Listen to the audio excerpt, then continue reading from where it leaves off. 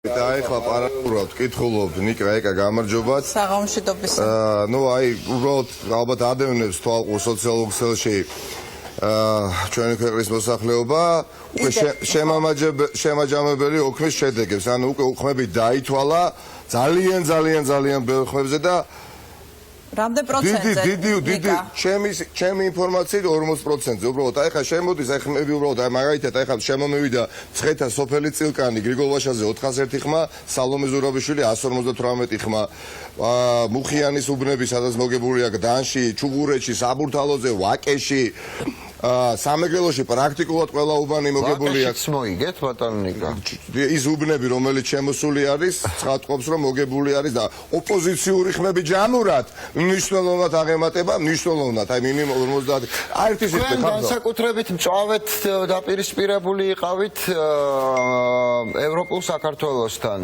მზად ხართ მათთან თანამშრომლობისთვის. ევროპულმა საქართველომ დღეს ძალიან მაღალი პოლიტიკური კულტურა და ასე ვთქვათ პატრიოტიზმი გამოავლინა, რაც უდიდესი პატივისცემის ღირსია. მე ვფიქრობ, ამ არჩევნების ერთ-ერთი ღირსშესანიშნავი მოვლენა. მე მოველოდი და მე არც არასოდეს ამიმალავს, მე იქ ძალიან ბევრი მეგობარი მყავს, მე იქ არც ახლა მოვიტყვილები, რა თქმა უნდა, თუ კი პრეტენზია მაქვს, მაგრამ რამდენიმე ადამიანთან, მაგრამ ეს არ არის დღევანდელი განჯის საკითხი. მაგრამ რა თქმა უნდა, კი ბატონო, არა ხა მე მეკითხებით რა რომ მათაც ავად ბუნებრივია. თუმცა ორივე მხარე, როგორც ევროპული საქართველო, ასევე ჩვენ ნაციონალური მოძრაობა, როგორც შემადგენელი ნაწილი ამ კოალიციური გაერთიანებისა, ვამბობდით სასახად და ეს არასოდეს არც ეს არ დაგვიმალავს. რომ სასწორზე დევს ამ ქვეყნის მომავალი, ან უსკულში გადაჭეხვა, ან წისვლა.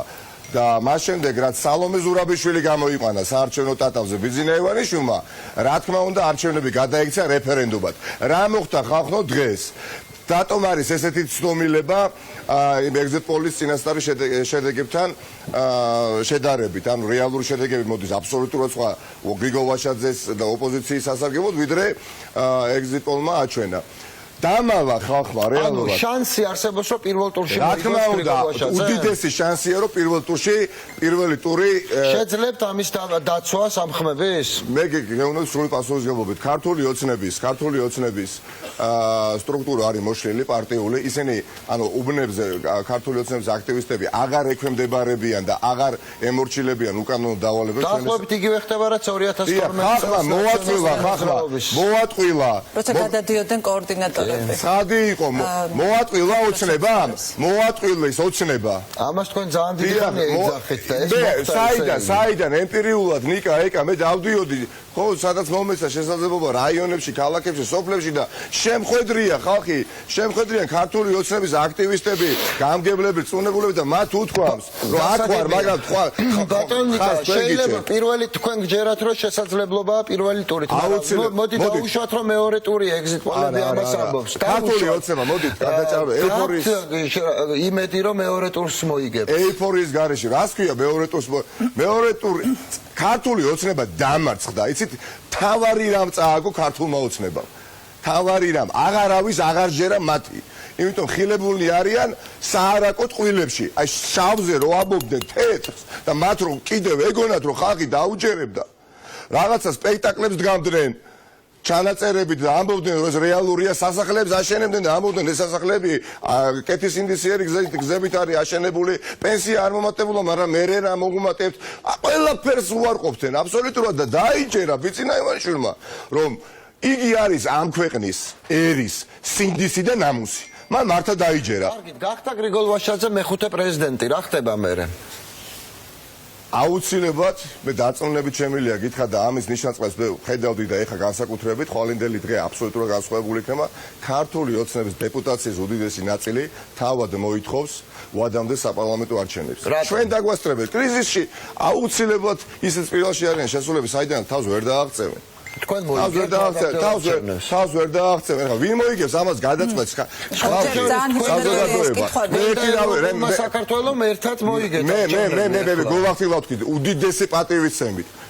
ჩემი მეგობარია გრიგოლ ვაშაძე, უფროსი მეგობარია და ძალიან ბევრ რამეს სწავლობ მისგან და მართლაც დღე და ღამე რაც შემეძლო ყველაფერს ვაკეთებდი და მაგრამ მე დღეს ხმა მივეცი ჩემს შვილს სანდრო მელიას 4 წლის ბავშვს მის თანატოლებს და მის ასე თქვათ მომავალში მის მეგობრებს მართლა ამისთვის ვიბრძოდი დედასპიცა ვარ აი გრძნობდი მე სულ ვამბობდი რომ იცით რა ნაციონალური მოძრაობის ის კარგი რაც ყოველს მოგწონდა რომ გაგრძელებულიყო და ნაციონალური მოძრაობის ხელისუფლების დროს ის ცუდი რაც არავის არ მოგწონდა მათ შორის არც მე ისო დამთავრებულიყო მე დღეს აქ არ ვიქნებოდი სადაც ვარ და ეს შედეგით ქართულ ოცნებას არ დაუფიქსირდებოდა დღეს მაგრამ მოახდინეს აბსოლუტურად საოცრება საპირისპირო რამ გააკეთეს ყველა მეტაკლებად ნორმალური ადამიანები ქართულ ოცნებაში იყო გაერთიანებულ ოპოზიციაში და ვინც ჩვენთან არ ვარგოდა და ვინც მიმართაც იყო პრეტენზია ყველა ქართულ ოცნებაში წაიყვანეს და რაც კარგი იყო ის აღმოხდეს და რაც ცუდი იყო ის გააგრძელეს და მათ ეგონათ რომ ხალხისთვის ეს შეუმჩნეველი დარჩებოდა შეუჩნებელი როგორ არ ცხენიათ ეხა არ ცხენიათ ოდესაც გამოდიოდნენ და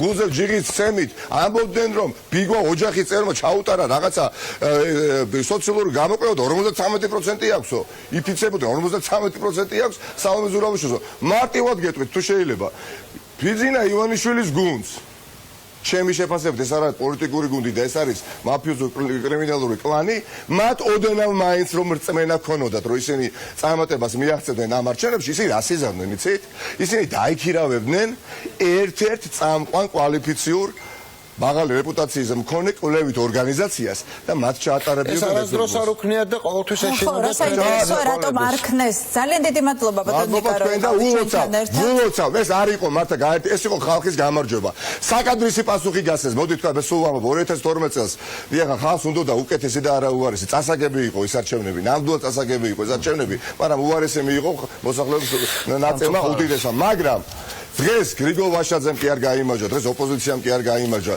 დღეს ხალხმა გაიმარჯვა. არაპატიეს ცინიზმი დაცინვა და თავზე ლაფის დასმა. არაპატიეს უბრალოდ წარმოიდგინეთ და ჩუმად, უჩუმრად მივიდნენ, გაუცინეს, მიესალმე კი ბატონო, ფულით ძალიან ბევრმა გამოართვა ქართულ ოცნებას. დაწუნება, მაგრამ მივიდნენ და ხმა არ მიცეს სალომე ზურაბიშვილს.